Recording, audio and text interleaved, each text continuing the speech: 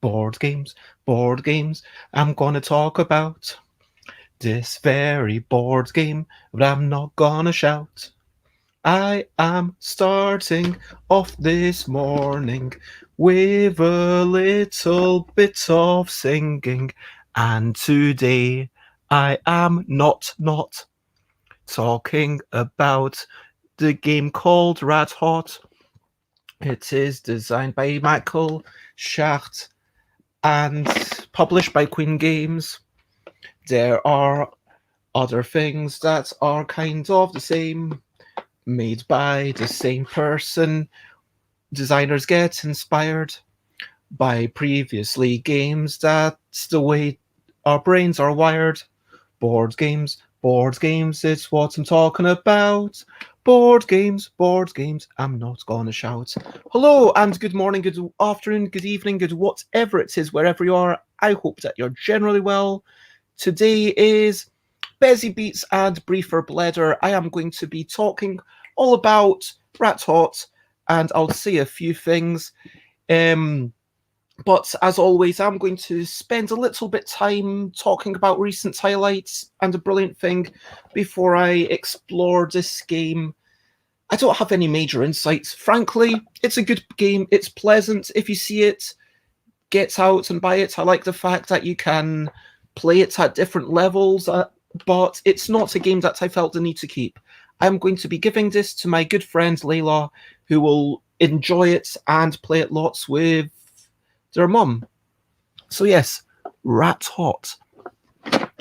Let me move on to recent highlights, living life and seeing the sights, recent highlights, playing games and other delights. Recent highlights. So yesterday I had a wonderful day. Honestly, I didn't get as much packing done as I would have liked. I really need to get packing done. That is what I am going to do today. I got up. I did stuff. I can't remember. Like, people are talking about a game about wee whimsical creatures and trying to identify them after someone makes noises. That is fantastic. And so, yeah, people are getting this game from my recent Kickstarter. We've done almost all the delivery. We'll probably finish it all next week. People are posting in Big to Cock Facebook group and Twitter and saying, hey, I got this game. Check it out. And it's marvelous to see people being excited, playing it already. And yeah, that's really, really lovely to see. That was definitely a highlight. I went to a friend's birthday party. We met a few people. We had some good chat. I did have a couple of sandwiches. I have to admit, maybe I need to control myself a bit more with buffet. Like, I might have had a few more sandwiches than I should have. I did manage to stay off the chocolate, so that's good. We played Poetry for Neanderthals. There were a few games going on. Poetry for Neanderthals by Exploding Kittens. It's basically taboo. You try to explain a word. For example, if I say, it come one time each year, it when you born, then you're going to say birthday. Now, it's like taboo, but you're not allowed to say any words that are more than one syllable. So it forces you to slow down and have this little thing going on in the back of your mind. It's definitely a game where, as you play it more and more, you are going to become better at it. Your brain's going to become wired about, okay, what things are only one syllable? What can I say? What can't I say? And then it was a good game. We played a couple of rounds of it because it has that clear, oh, I didn't do so well. I want to have just one more go. We played a game about wee whimsical creatures and trying to identify them after someone makes noises. That went down really well. We had lots of fun. And the only downside of it is that using the cards to take points, we did run out of cards on the final round. So we had to say, okay, everyone gets one more you kind of imagine that you've taken the final card, even though there's no final card there. But yeah, I do feel like ideally, should it be like 4 to 7 players and then you just say use that many things, or should I increase the card count and say, okay, there's enough creature, like if there were 64 creatures cards, so that would be 128 creatures, which is a fair few more to draw, then that would definitely make an 8-player game work. And so that would possibly be nice. But yeah, that was one of the presents I gave to the birthday person. And finally, we played an improv variant of Snake Oil. We played that. It was just using randomizers and saying, okay, this is your job. You are pretending that you are an engineer. Okay, you pick a few different people to pitch to you. Everyone picks 2 random words off the internet, and then they need to explain why you need a what did I have? A leader hole. And I try to explain, oh yeah, sometimes there's too much bureaucracy. You don't want to go through all the bureaucracy. You get your leaders and you throw them into a hole, the leader hole. Can I sell you the leader hole? And you're kind of doing this sales like of these wacky things that don't even make any real sense. And so those are my recent games played. And hello, Joanne, it is lovely to see you. And what have you been up to? What have been some of your recent highlights? Have you played any games? Have you done anything that you want to share? I mean, of course, the non-gaming highlights for me were just meeting people and cycling over there. Even though my legs were feeling pretty tired from all the yoga that I've been doing, it was like quite an accomplishment. So I felt good about, cycling the 10 miles over. So it's like, yeah, I'm starting to improve my fitness. I'm going down a big hill. I'm going up a hill, but then I'll be going down again. And it's like feeling the texture of the world underneath you. When it's like self-powered on wheels, you really feel the elevation of the ground more than if you're walking. Definitely more than if you're in a car or something like that. So yeah, I really feel like cycling kind of gives me a connection to the land underneath me. Which brings me to brilliant thing, but whilst I'm talking about a brilliant thing, if you've got any questionably quick questions, that's the next section. It's not an interrogation, it's just the questionably quick questions section. So Joanne is still trying to connect with the parents. Recently figured out how to do closed caption on Zoom. Amazing. That's fantastic, and I hope that it works well enough for you. I know that with a lot of Scottish accents, closed captions might struggle. I do try to speak as clearly as I can, but I'm aware that I do not always speak as clearly as some. And for that reason, sometimes when I do voice to text on my mobile phone, which is my normal thing, then it does get some words wrong. But yes, I hope that it does help with your mom and your dad, and just, yeah, lots of love to you, and good on you for trying to connect. That sounds fantastic. The other brilliant thing, little thing which is brilliant, that I would like to talk about is cycling. And cycling is, as I mentioned, just feeling the ground beneath you. That's such a brilliant thing. And I understand not everyone's able, but if you are able, I would encourage you to get out and do a wee bit of cycling. Now, as I get into my main topic, I'm going to put that banner up and do a quick bit of stretching. I'm reminded by the computer to do stretching, and I would like to talk about Rat Hot. Rat Hot is a game by Michael Schacht, designed by Michael Schacht, and I don't know who did the art for this version. I'll get to that in a moment. It is published by Queen Games. I'm assuming that originally there were instructions in these 4 languages, but I bought this box secondhand, and it only had the English ones in. Now, I'm going to do what I normally do, which is overanalyze arguably every part of the thing. So let's look at the box. 2 spice dealers are sharing a storehouse. which a number of hungry rats are keen on as well. So that they know where everything is, the two dealers want to store spices of the same type together, but they also have to keep the rats at bay. That's a really bad back-of-the-box description. It doesn't really tell you anything. Is this a cooperative game? Because from that, you might think that you're working together, but no, you're not working together. You are actually competing. I mean, I guess it's clear from the pictures that you are, and they've got a little, oh, it starts off like that, and then it becomes a bit more like that. It's clear that you're doing some tile placement, but something like, and frankly, it is a very abstract game. There's no sense in the setting. The front of it, there is bright colors. I do like it. Sorry, let me actually try to do it this way around. So yeah, there we go. That's marginally better lighting. Now you can see the colors better. So there's bright colors. It tells you, does it, I mean, it doesn't even say on the side of the box anywhere that it's 2 players or how long it is or what kind of game it is. Then you have to go to these tiny bits on the bottom where it says, okay, it's 2 players, it's for ages 8 or plus, and it's about 30 minutes.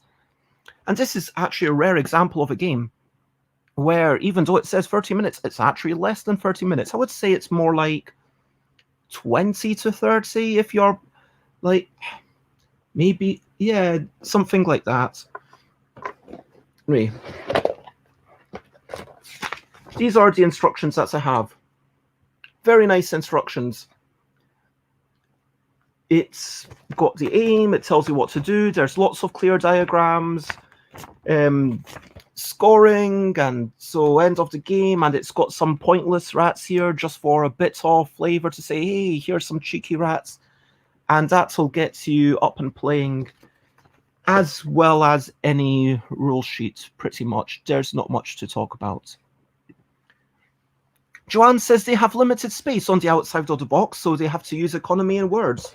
Sure, but I'm not disputing that they have limited words, but does that get you excited to play the game? 2 spice dealers are sharing a storehouse, which a number of hungry rats are keen on as well. I mean, okay, that sets a bit of flavor. So that they know where everything is, the 2 dealers want to store spices of the same type together, but they also have to keep the rats at bay. That makes it sound like a really thinky, puzzly thing to me. If it was something like, this game is all about the sudden death.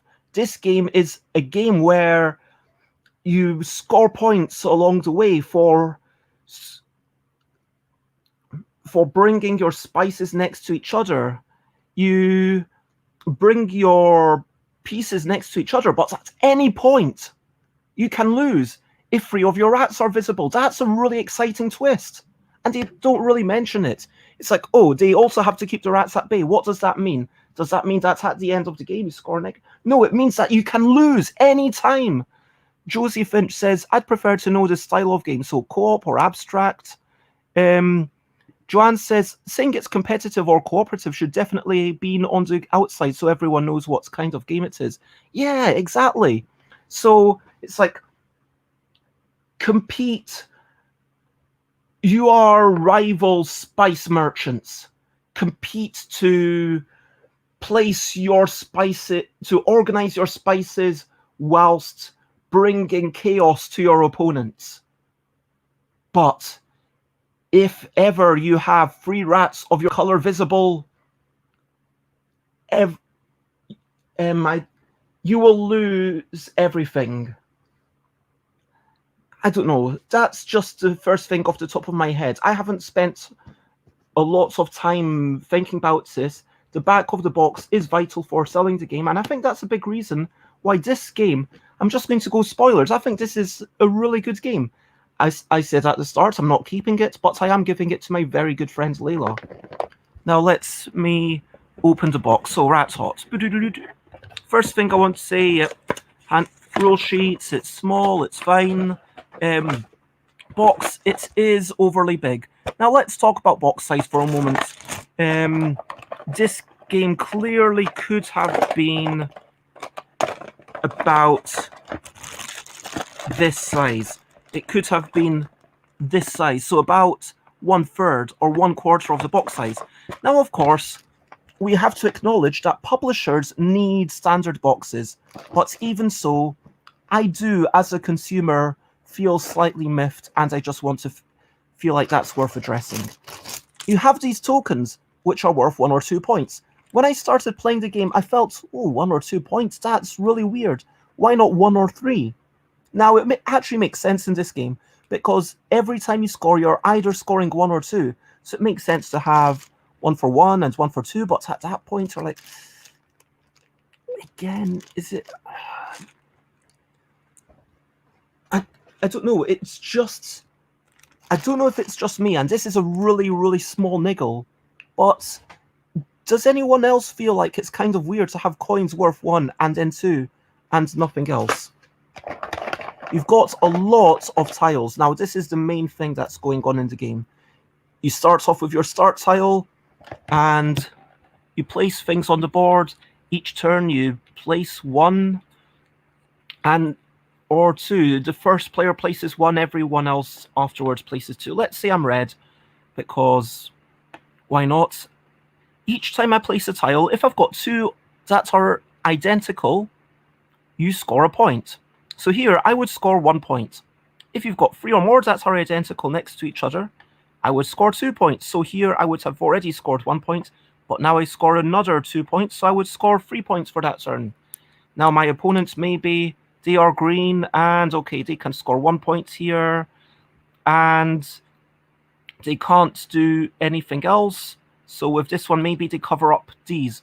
Because not only do you score for everything during the game, but you also score at the end of the game. And that's another really nice, interesting little twist. And so they're potentially trying to mess you up. Now, as red, if I took these, I don't know. Now, I just want to note that if as red, I wouldn't do this. This is silly, but if I were to make a pattern for green, no matter what color I am, both colors score. So sometimes you get into a situation where you want to score, but then it helps your opponent score, and then you're going to build up your things. So I'll put it in this array somehow, make sure that that could actually go there. Now, this brings me to the placement rules. The placement rules are really, really interesting in this game. It's really intuitive. You can place a tile anywhere as long as it has to be touching at least one side. So it could be... You can place tiles on top of other things. So if these 2 were already on the table, I could put this one here. You can place tiles covering other tiles, but when you do that, when you elevate it, firstly, there can't be any empty gaps. So if this were on the table, I could not do that because there's empty gap underneath there. And the other thing I cannot do is I cannot place a tile directly on top of another tile. So these rules mean that there's a really interesting puzzle about, oh, how do I place things? And how do I place things so that the other player cannot cover my things? And that brings me to the rats. You've got red rats, green rats. If ever at the end of your turn, 3 rats of your color are showing, you lose. It doesn't matter how many points you've got, you just lose. And so that brings a really interesting, the alternate win condition, because one of them is, oh, we'll go for the normal course of the game, but then the other one is you lose. Now, people normally aren't going to lose from the rats, but what it does mean is that you put the rats down and then you force your opponent to go and cover the rats. By forcing them to go and cover the rats, you've essentially forced them to place somewhere where they might not want to place. And Joanne asks, is it like dominoes? I mean, I guess you could see similarities to dominoes. It's a slightly longer game than an entire sample game would be pretty long, because even though the box says 30 minutes, and I've said it's a bit less than 30 minutes, it is a wee bit long to, but let me do my best. So let's say my right hand is red. I'll go through a couple of turns. Josie, yes, I absolutely agree that give it a go if you see it around. So let's put all the things in the box. I won't look at them. Okay, red is playing first. Red has nothing useful to do, and, well, red only gets one tile to start off with. That's quite exciting. There's 2 rats out. So maybe I want to put the green somewhere where it's less easily covered at the end, like that. Now green has these 2 tiles. Green's instantly thinking, oh, these 2 match. These 2 match. I could cover the green thing, but I'm not going to bother just yet because I've only got 1 rat out. So that's 1 point, and that's 1 point. So now green, which I'll put green's points. Green takes 2 points from the bag, and green has 2 points. Red takes 2 tiles. Red looks at them and thinks, oh, cool, I can make a point there. Why not do that? And I can't make any points with that one. But I do have a rat on it, hooray. And so I'm going to put the green rats here so that it's a little bit harder for green to cover up this rat. Boom. And red gets 1 point. So green, now green is playing. Green clearly doesn't want to match that. I will say that this, even though it looks kind of orange, it is part of the red player, so green will match this leaky type thing. And can green green can't match the chili? Oh, could, yes, actually, if green does the chili that way, but then if green does that, then red also gets a point. So green's going to just do that and use this to start thinking about covering up the green, because by placing this here, now next turn green can go boom, boom, boom and cover up that. So green gets 1 more point.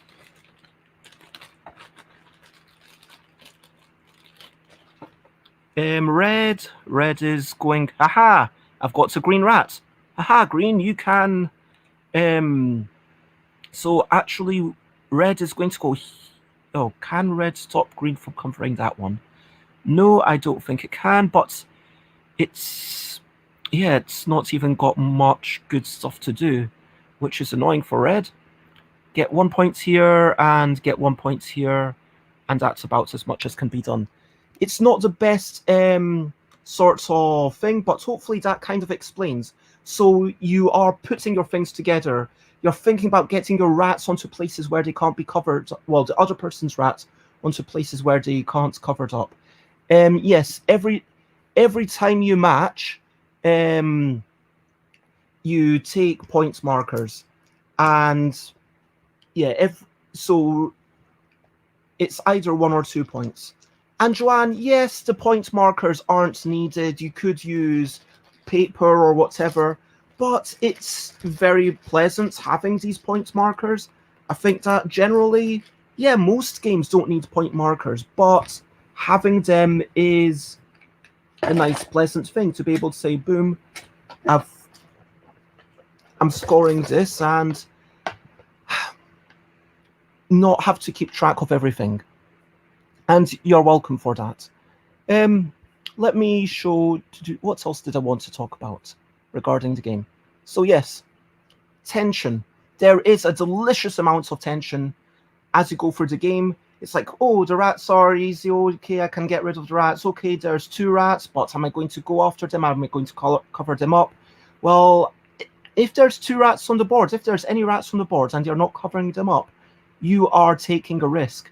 And that's the interesting thing. And then the tension increases. And then, but it also means that even if the other player is ahead on points, you have a chance to kind of think, oh, if I get the rats at the end. I will say that there's also a good amount of luck. So if you get all the rats at the start, then, you know, the game kind of doesn't feel as exciting later on because you know there won't be the rats to kill you, but still, it is very pleasant. The next thing I want to talk about is the ability to play at different levels. So, if you play this and you're brain dead and you're thinking, oh, I just don't have the energy for this, you can just be putting down things and say, okay, I get 1 point here, or I get 2 points. Yeah, that's a good turn, and you feel some satisfaction. Every turn you're getting something, you feel rewarded, so you are able to play that way. But if you are actually strategizing, it's not going to double your chances of winning, but maybe it will increase it a little bit, and it's got that kind of playing at the margins. That's a feature of a lot of card games, traditional trick-taking games, where you can play it in a random, I don't care what's going on way, or you can play it at an incredibly high level and really get into the probabilities. I want to talk about the scoring by default. I want to talk about the fact that every turn, like a lot of point salad games by Feld or whoever, you know, this is not a point salad game. That's not what I'm saying. But what I am saying is that every turn, you are likely to score points. So at the end, the difference is going to be maybe 20 to 15, and that's going to be a big margin. Now, psychologically, that feels good because I feel like, oh, I've got some 15 points. I've managed to do something, or I've got 10 points. My opponent got 15, yeah, but I got 10 points. That feels a lot nicer than 5-0. Do you know what I mean?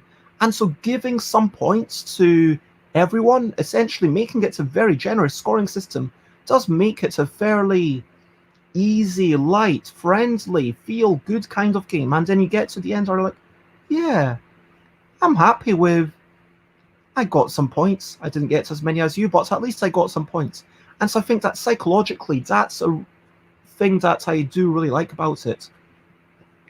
I've already talked about the box size. I want to talk about the credits. I want to mention that the artist, I have no idea who did this particular box. I looked on Board Game Geek, there are a bunch of artists listed there, but who did this one? I don't know, and certainly it doesn't say anywhere on the back of the box. It doesn't say anywhere in the instructions.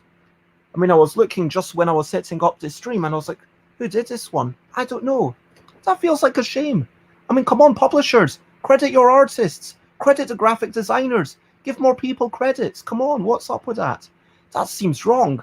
Shame on you, Queen Games.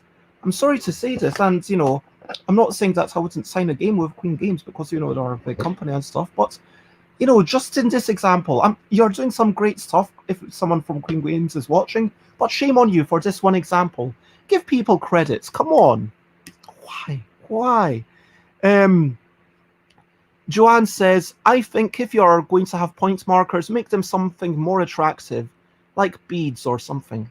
I mean, it's a fair point. Like, you've got to also think about the utility, like beads, they might get lost or small. You want to have something that's kind of flat. That's why cubes and cylinders do work quite well.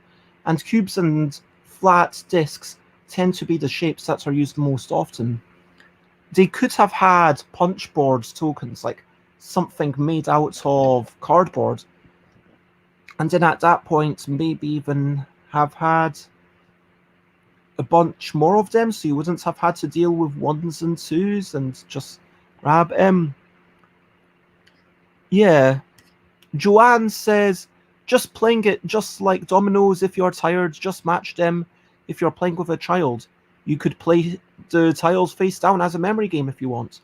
Yeah, absolutely. There are plenty of ways that you could house rule the game, and yeah, you could play the game, but yeah, I think at the same time it has to be the question of, it's a really interesting question because it's the dichotomy between what's the worth and goodness of the game with the rules that it comes with and the way it was designed versus what's the goodness and worth of the thing as an object. as something that you're able to invent rules around. And yeah, kind of rating the components for something else.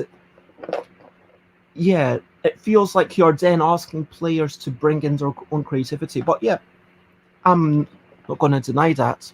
Joanne says, I have played with clear flat glass tokens, which are nice, but that doesn't match the theme of the game.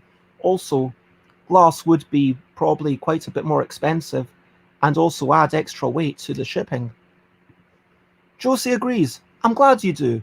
Credit everyone possible. Yes, I'm not saying that you have to credit every single playtester or everyone who, you don't have to necessarily credit whoever came up with this font and credit, but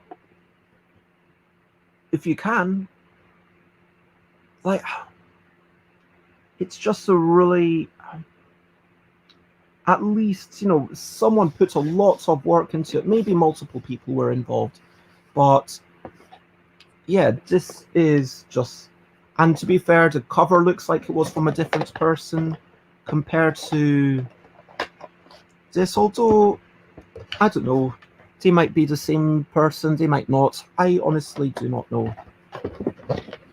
In conclusion, and yes, Josie is on Facebook. You can tell by the icon. So when I click up tools, you can see in the little thing on the bottom left where people are from. So that shows that it's on Twitch, and the F shows that it's on Facebook, and there's another one for YouTube. Anyway, so in conclusion, I think that this is a quality game. I think that this is a very pleasant game, and I could easily play it over and over. I am a bit annoyed by the box size. It doesn't do the most exciting things it does, for sure, are the clever tile laying system where you can make certain tiles more difficult to play on. It's very simple to understand when you put tiles on top of tiles. They have to be fully supported. They have to be on more than one tile. That's all the rules. No empty spaces underneath. No direct tile on tile. And then that makes it so that you can block some things. There's really interesting emergent ramifications from that. And again, the excitement of, oh, am I going to lose with the rats? That's really interesting. I'm not going to say this is going to rock your world, but I will say that if you see it somewhere, if you see it for like a tenner and you're someone who often plays two-player games with someone else, you want something that you can relax with or something that you can sometimes think a little bit more about, but it's not going to burn your brain. Rat Hot, yeah, I give it 1 thumbs up out of my rating scale. So my rating scale goes 2, 1, 2, 2, 2. And on that rating scale, I give Rat Hot a very respectable 1 thumbs up. Timmy, hello, it is lovely to see you. I hope that Nova Scotia is treating you well. Josie, I read somewhere that publishers like boxes to be bigger as they can charge more and people feel they are getting more. Is that right? I love a small box or game personally. Yes, it is absolutely correct. So firstly, when a box is being put up on a display, there's things that you don't even think about as a player of games. Where the seam is. So when it's shrink wrapped, there will be normally one seam. If that seam is on the bottom, that means that it's harder to place on the bottom. And I read a thing. I was watching a video by AJ, who works in a board game shop, annoyed about pandemic, saying, look, if it wasn't pandemic, we wouldn't be showing this game. If this was just a game that had just come out, it's a thin box, it has the seam on the bottom, we can't display it, we would kind of hide it away in the other games. And yes, the big boxes, firstly, they are cheaper. And this is messed up, but when shipping was, I mean, this might no longer be the case given changing shipping costs, but shipping by volume is not as expensive as setting up the machines to do a brand new box size for each game. So if you wanted to do a box exactly the correct size, you could, but that would cost you extra money. The other thing to think about is that some people actually like having uniform boxes. It fits in with the human sense of pattern completion. But even if we said, okay, they should be putting boxes that are a third of the size, then you've got something like Burgle Brothers, where Burgle Bros by Tim Fowler's Games, you see that, it's a small box, and it's jam-packed full of content. Same as Pitch Car, but people don't appreciate how expensive it is, how expensive those components are. Same as my game with the ridiculously long name, which, a game where a new bladder, Scottish woman into sort of climb for the fast river. Anyway, so that is 300 something cards, and when I look at the costs of it, when I look at the cost of how much it would cost to actually publish it, a lot of people just say, no, I'm not willing to pay that because it is a light party style game. And psychologically, it doesn't really make sense, but psychologically, people want particular components, or maybe a big box makes them feel like a bit happier, and then a big box on the shelf on the shop makes it so that it stands out, it does take up more space. And even when it comes to getting played, a big box on your personal game shelf, if it's a big box, then people are going to see it, and then they're going to probably pick it up and play it more often. Or in a board game cafe, which is the perfect example. People, if there's a tiny little box, people will probably overlook it.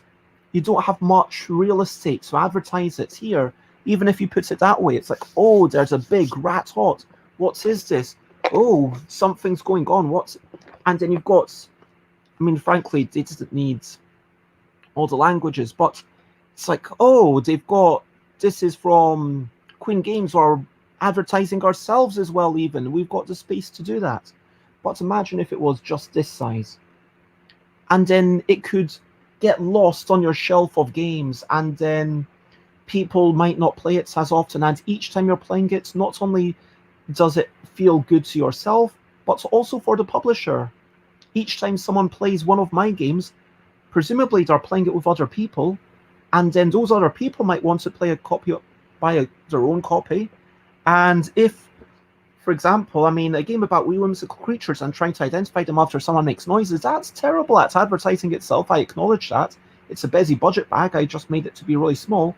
But then on the other side, it's like, if you do actually keep playing it, then the other people that you're playing it with, maybe they will want to buy their own copy because it's like £5 or whatever. And then it's like, yeah, grab this, or they'll be like, oh, and maybe the second or third time they play it, they'll want to. But yeah, big boxes are good at advertising, but I agree that I very much prefer small boxes. It's a very long title, says Joanne, a game about wee whimsical creatures and trying to identify them after someone makes noises. Yeah, it is a long title, but it's far from the longest title. But yeah, I don't think there's anything more to be said about this game. Any other questions, I'm happy to answer. So, Timmy, I hope that your animation work went well, and I hope that you are able to get some good amounts of sleep. It is a ridiculous time for you, I guess. I know that you're going to sleep later and later, but take care of yourself. Stay lovely. Anyway, at this point, I am going to wrap up, and I always like to ask, over to you, what are you up to? You can share, but only if you want to. So, yeah, like, firstly, what do you think of Rat Hot? Do you think that this sounds like a game that you would like to try? Do you think it sounds like a game you'd like to buy? Do you think it sounds like a game you'd like to avoid? Hopefully I've given you enough information to let you make up your own decision, and maybe it's a game that you have no particular disposition to, which is also completely fair, because there are thousands of games out there, and you can't be keeping all of them in your mind. As for what I'm personally up to, I am going to be getting on with packing. I've said this for a while, but I absolutely have to do packing. 1 week, in 1 week and 4 hours, in 3 hours actually, I'm going to have to be ready to put all my stuff into a van and drive it over to a new address. And so I'm going to get all these books into a thing. Maybe I'll start with these shelves. And there is, to be honest, a bowl there which shouldn't be there. I'll wash that up. I'll put those into boxes. I'll start off with putting them into my smaller boxes and packing. That's all I'm up to today. Packing is all I am doing today. And also tomorrow morning. Packing is all I'm doing. Except for a quick stream tomorrow. But that is what I'm doing. Please wish me luck. Timmy says, it's a pretty box, but I missed what the game's about. Joanne says, I can't see myself playing it. I certainly don't think I would buy it. Sorry, I don't think I would buy Rat Hots. I can't see myself playing it. Yeah, if you can't see yourself playing it, then don't collect games just for the sake of having them. And Timmy, I'm going to recap and wrap up before I finish up. So, recapping and wrapping up. So Joanne says that we raised $2,000 in our fundraising for the Center for Suicide Awareness. That is fantastic. Yes, I did see on the Instagram that there was a good amount raised. And that is... well done, Joanne, for organizing that, and thank you for having me involved. It was honestly quite fun to try improvising to a couple of Elvis songs. And once I'm settled in my new place, maybe I'll do some regular Sunday is actual music. Plus, a streamer friend matched funds for the Samaritans. That's fantastic. Josie says, I would pick up Rat Hot and give it a try. I like abstract games, but I'm not sure if I would buy it.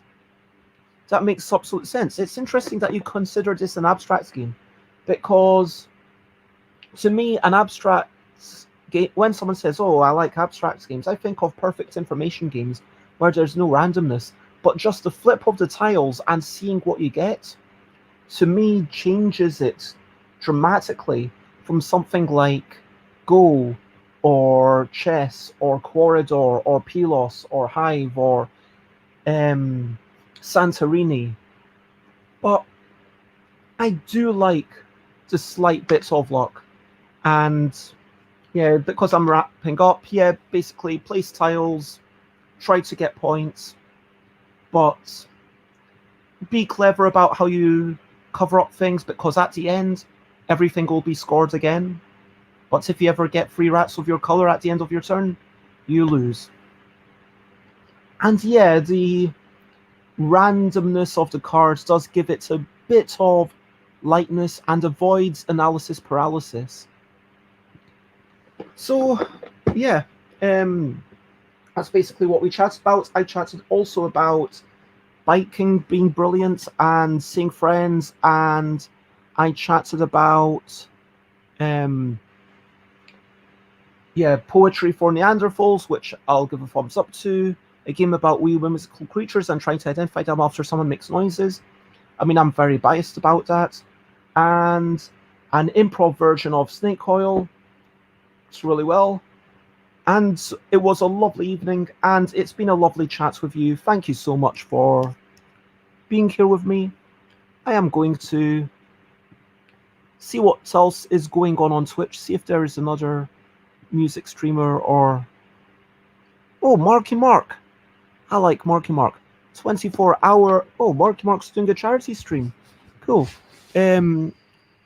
So I've not raided into Marky Mark. For those who don't know, Marky Mark is a lovely person full of positivity and normally does board games, but it sounds like they're doing Jackbox and a roguelike today. So, lots of love once more, and Bye bye. This is the goodbye song. Bye bye. Bye bye.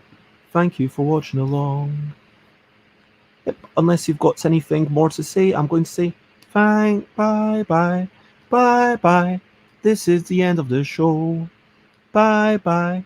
Bye bye. And now it's time to go. Bye bye bye bye. This is a goodbye song. Bye bye. Bye bye. Thank you for watching along. Bye bye. Bye bye. This is the end of the show. Bye bye. Bye bye. And now it's time to go. Bye bye. Bye bye, everyone. Have a wonderful day. Bye bye.